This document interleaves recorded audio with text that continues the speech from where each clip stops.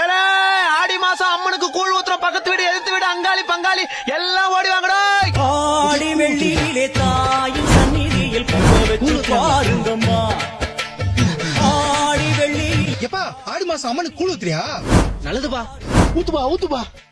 உதவின்னு கேட்டா ஒருத்த வந்து நிக்க மாட்டான். ஓசியில ஒண்ணு கடைக்கு தின்னு ரேஷன் கார்டுல வந்து நிக்கிற மாதிரி வந்து நின்னுறானுங்க. தம்பி எல்லாருக்கும் கொடுக்குறேன்.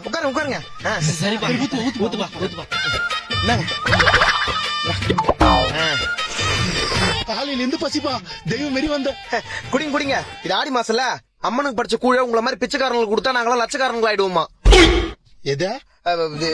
இல்ல இந்த கூழ குடிச்சா பிச்சைக்காரனா இருந்தாலும் லட்சக்காரங்களா ஆயிடுவாங்களாம். உங்களை சொல்லல. இட்ஸ் மோஸ்ட் பவர்ஃபுல் அம்மன் கூழ் இவனும். என்னமோ சொல்ற ஐயா, போன வாரம் லோகேஷ் கனகராஜ் நம்ம வீட்டுக்கு வந்து கூலி படம் நல்லா ஓடணும்னு ஒரு சொம்பு கூழ் குடிச்சிட்டு போனாரு. லோகேஷ் கனகராஜ் கூழ் குச்சாரா? சும்மா சொல்லிட்டு ஒரு ஃப்ளோல குடி. என்னங்க முருங்கை கீரை குடுப்பா. இந்தா. எப்பயாச்சும் ஒரு முறைதாப்பா இந்த மாதிரி சாப்பிட வேண்டியதா இருக்குது. என்ன பண்றது? எப்ப இந்த fast food, fried rice, shawarma, pizza, பர்கர்னு கண்ட கர்மாந்திரத்தெல்லாம் சாப்பிட ஆரம்பிச்சோமோ அப்பவே இந்த மாதிரி நல்ல ஃபுட் எல்லாம் மறந்துட்டோம். ஒரு பொண்ணுகிட்டயோ பையன்கிட்டயோ அழகு இருக்குதான்னு பாக்குறோம், நல்ல மனசான்னு பாக்குறது இல்ல. உணவுல டேஸ்டா தான் பாக்குறோம், உடலுக்கு ஹெல்த்தான்னு பாக்குறது இல்ல. அப்புறம் 30 வயசுல ஹார்ட் அட்டாக், 35 வயசுல ஐசியூ வார்டுனா என்ன பண்ண முடியும்? எப்பா நீ ஏன்பா அவ்வளவு தூரம் போற? உடல் ஆரோக்கியத்துக்கு இந்த மாதிரி நல்ல உணவுகளை தேடு.